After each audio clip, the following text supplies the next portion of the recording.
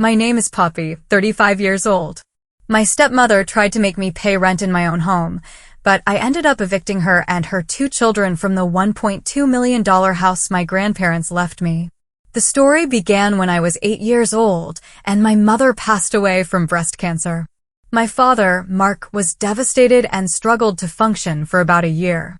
During this difficult time, my maternal grandparents, who were wonderful people, stepped in to help.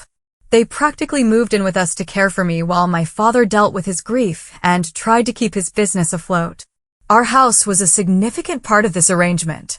My grandparents were quite well off and had purchased a large 4-bedroom house in a nice Boston neighborhood. The idea was that we would all live together so they could help raise me. This arrangement worked well for a while. About 2 years after my mother's death, my father met a woman named Tracy at a business conference. She was an event coordinator, and according to my father, they clicked. Tracy, however, seemed to see an opportunity with a grieving widower who owned his own business. She moved across the country to be with him after only 3 months, and they married 6 months after meeting. Tracy brought her 2 children with her, Brandon, who was 11 at the time, and Sierra, who was 7. Brandon was already a spoiled child. Sierra, initially not too bad, gradually became a mini version of her mother. My grandparents were polite but did not trust Tracy, believing she was only after my father's money. They remained silent for my father's sake, as he seemed happy for the first time since my mother's passing. The initial years with Tracy were challenging. She started by making small, critical comments about the house, claiming it was old-fashioned or that the kitchen needed upgrading. She also criticized my grandparents' ways. Eventually, she became bolder. She moved furniture without permission, threw out some of my mother's old decorations, claiming they were dusty, and slowly took over the house. My grandparents were too kind to object, and my father was too blinded by love to notice. Then, the chores began. Initially, it seemed reasonable for everyone to help, but soon, all the responsibilities fell to me. Brandon was too busy with athletics, and even though he struggled at basketball, Tracy had my father pay for private coaching. Sierra was considered too young, despite being only a year younger than me. By the time I was 12, I was doing most of the cooking and cleaning. Tracy would even inspect the baseboards with her finger to check my dusting. Meanwhile, Brandon's room was a mess and Sierra's floor was always covered in clothes. A crucial piece of information I only recently discovered was about the house itself. My grandmother passed away in 2019 from heart problems, and my grandfather died just 3 months later, unable to live without her. Before they passed, they legally registered the house in my name. They must have foreseen the future drama and wanted to protect me, but I had no idea. My father knew, but he did not think it was important to mention. Tracy also seemed unaware, or she would have tried to get her name on the deed. So, for years, I had been living like a servant in my own home, cooking, cleaning, and doing everyone's laundry, including Brandon's smelly gym clothes. Tracy, meanwhile, would sit and watch TV, complaining about how I loaded the dishwasher. Brandon graduated from college 2 years ago, barely, and had not worked since. He claimed to be an aspiring content creator, but his social media had only a few hundred followers and consisted mostly of terrible dance moves. Sierra was in her 3rd year of college, supposedly studying business, but mostly partying and posting filtered pictures. My father paid for everything: her apartment, which she rarely used, her car, which she had crashed twice, and her credit cards, which she maxed out monthly. I, on the other hand, worked part-time at a coffee shop, took online classes, did all the housework, and tried to save money, as Tracy kept hinting that I needed to contribute to the household.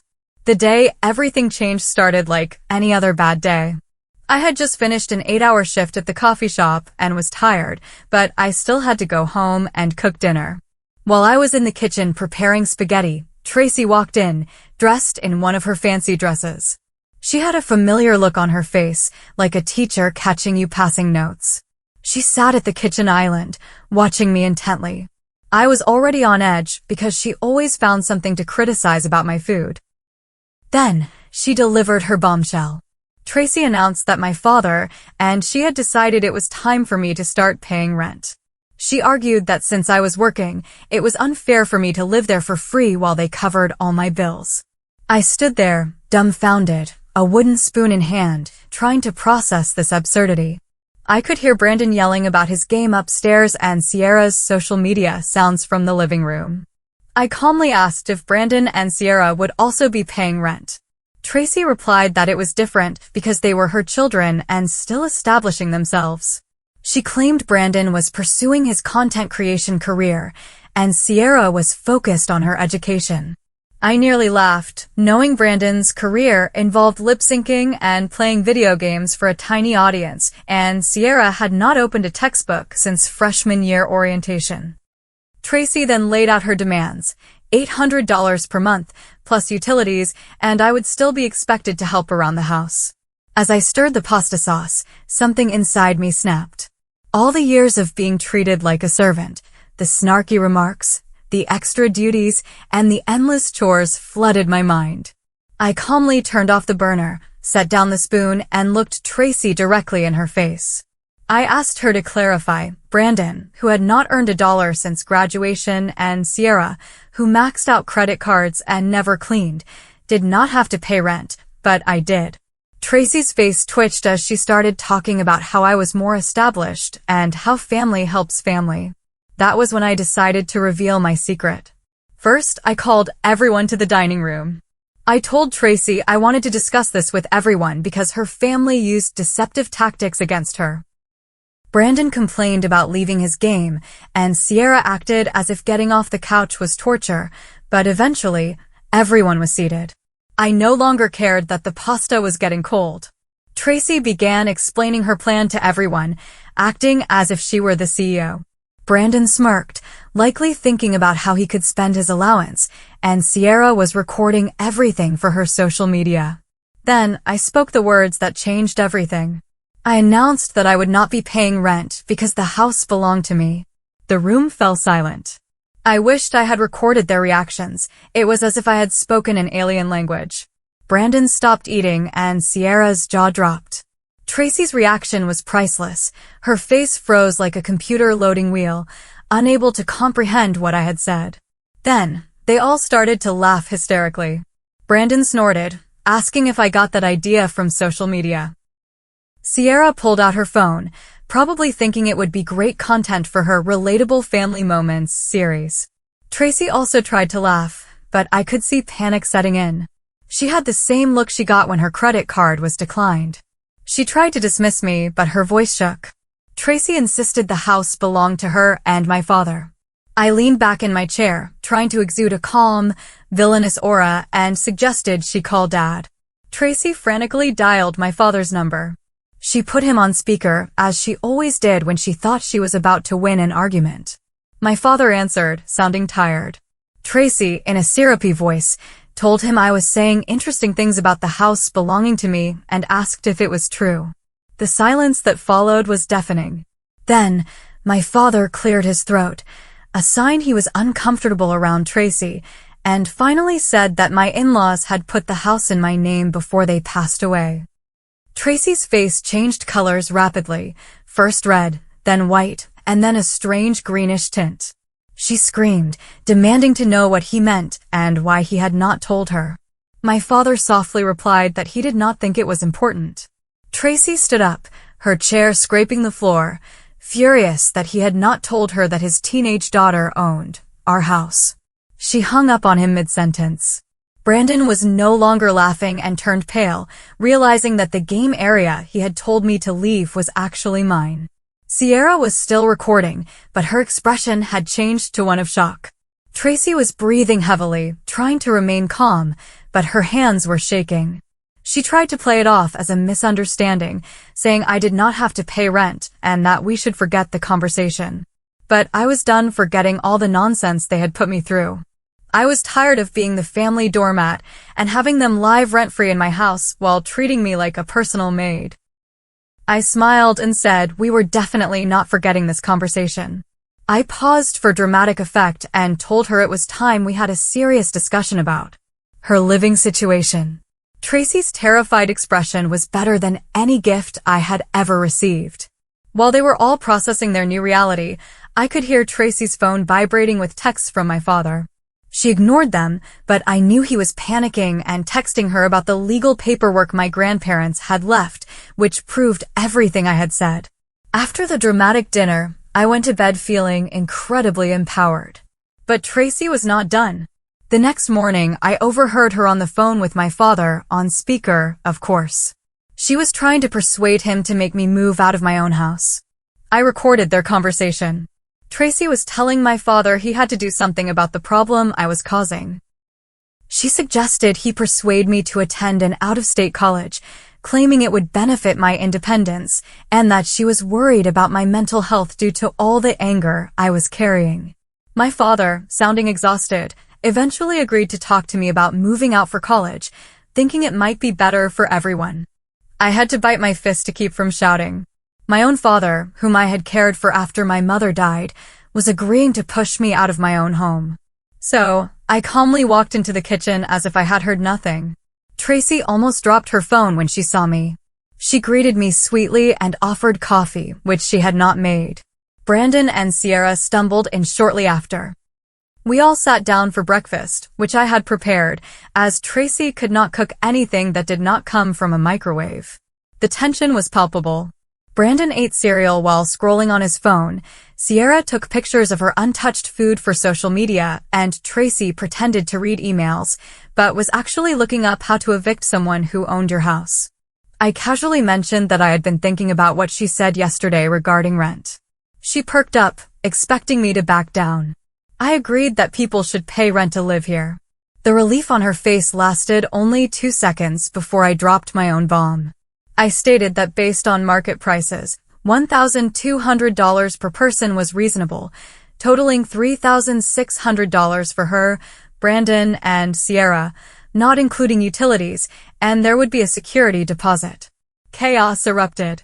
Brandon choked on his cereal, Sierra's avocado toast landed face down on her shirt, and Tracy looked like she was about to pass out. She sputtered that I could not be serious, claiming they were family. I affirmed I was serious, and then played the recording of her morning conversation with my father, where she plotted to send me away for college. Brandon and Sierra looked between us, and Tracy's face drained of color. After I played the recording, things became wild. Tracy leaped from her chair, knocking over her coffee cup. She tried to appear angry, but her facial injections fought back, making it comical. She shrieked that I had recorded her and that it was illegal. I simply smiled and informed her that we lived in a one-party consent state and it was my house with my rules. Brandon sat with his mouth agape, milk dripping down his chin, and Sierra frantically texted someone. Tracy began pacing, muttering about calling her lawyer cousin, who specialized in real estate but only handled DUI cases. Then, she changed tactics, adopting a quiet, concerned voice as if trying to get a refund without a receipt. She told me my behavior was unhealthy and that my father and she were only trying to help me, suggesting time away at a college in Michigan. I cut her off. I made it clear I was not going anywhere. It was my house, and if anyone was leaving, it would not be me.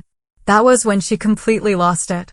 She began a rant about how she had raised me by making me their maid, how she had given up everything to be a good stepmother by shopping at discount stores instead of expensive ones, and how I was ripping this family apart.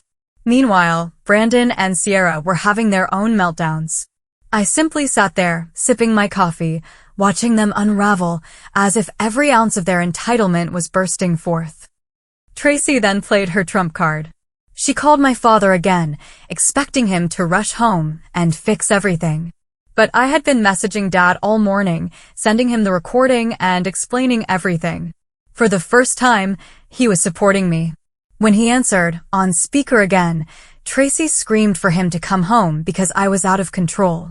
My father, surprisingly firm, told her they needed to respect that it was my house and suggested they start looking for a new place.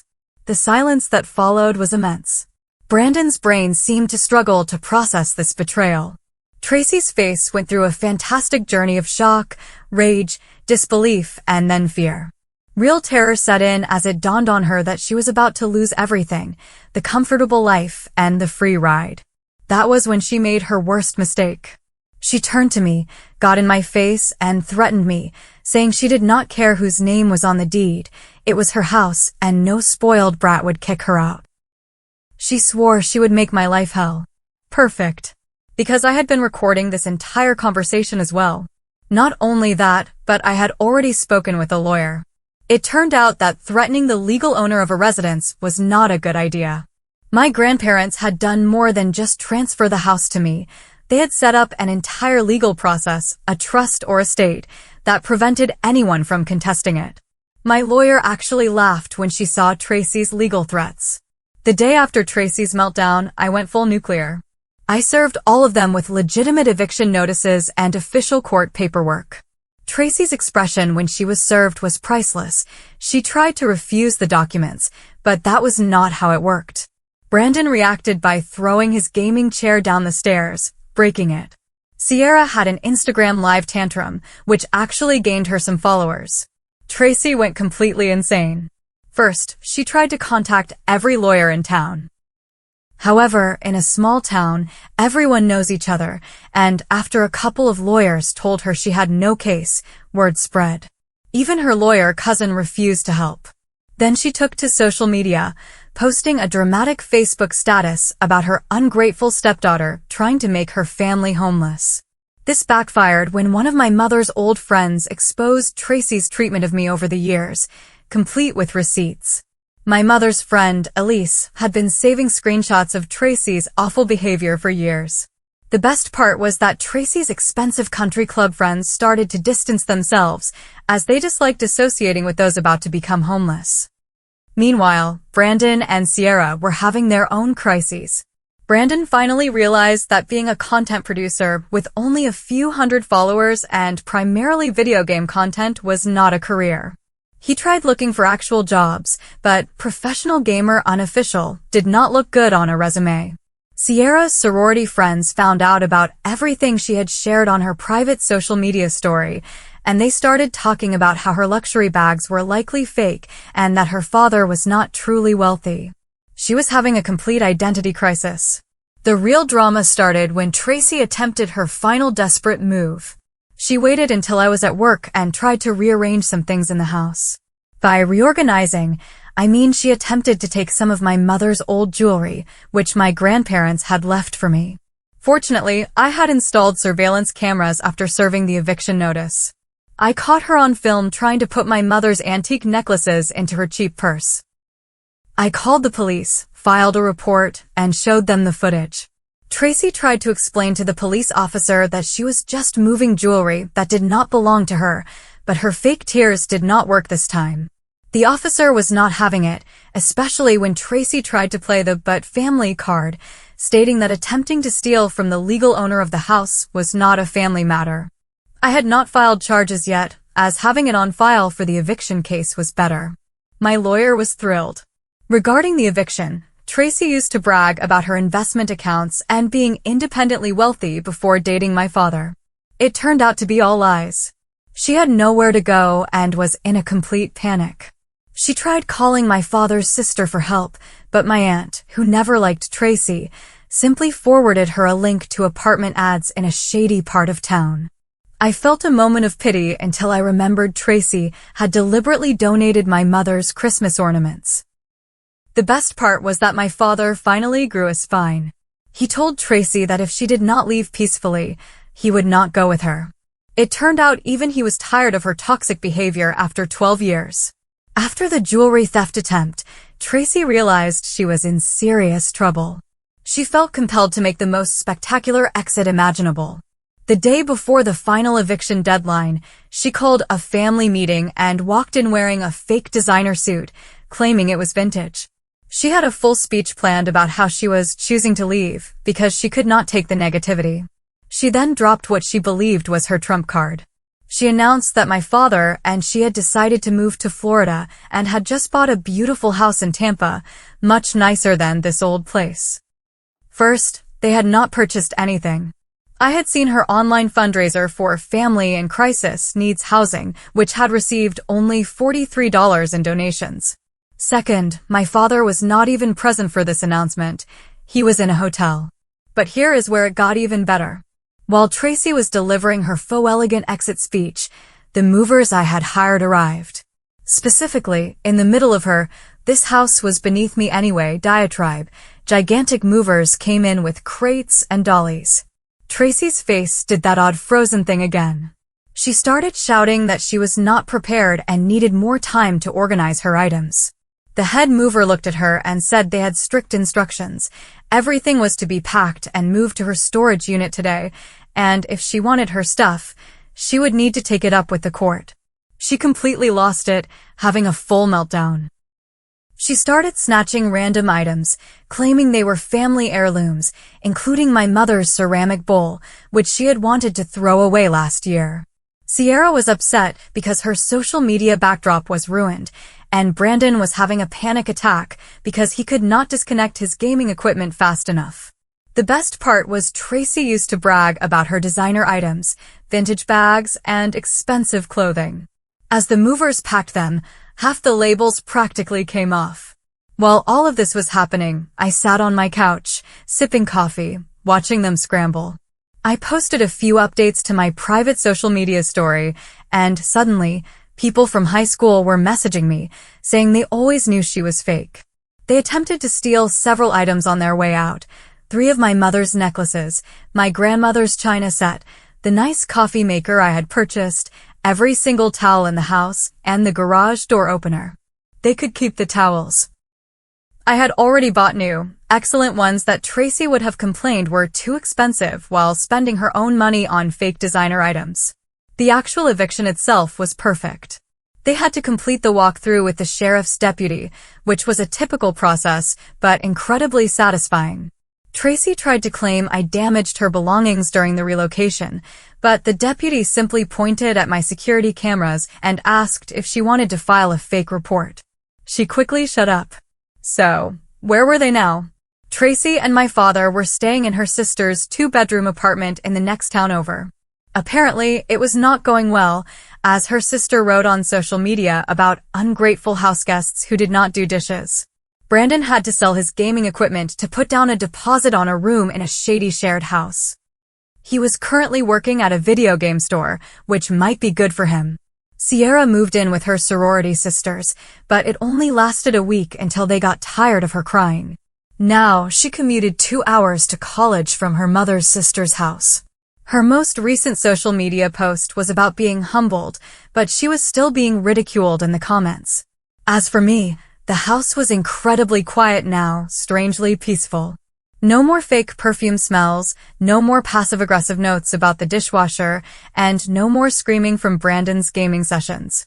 I converted his old room into my home office, now furnished with genuine designer items because I could afford it since I was no longer paying for their groceries. Sierra's room was becoming my dream closet, and Tracy's meditation room, where she watched TV all day, was now my yoga studio. My father called occasionally. He was living with Tracy for now, but he seemed exhausted. I believed he had finally realized what everyone else knew 12 years ago. He married a gold digger who was not even good at it. Was I overly harsh? Maybe. Did I regret it? No. They messed around, and they found out. Karma, it turned out, did not care about fake designer items. My mother's best friend, Elise, was currently renting one of the spare rooms, so I was not alone in this large house. She was teaching me all of my mother's old recipes and helping me replace things Tracy had thrown away over the years. Sometimes, excellent things emerge from horrible situations. I was undergoing therapy.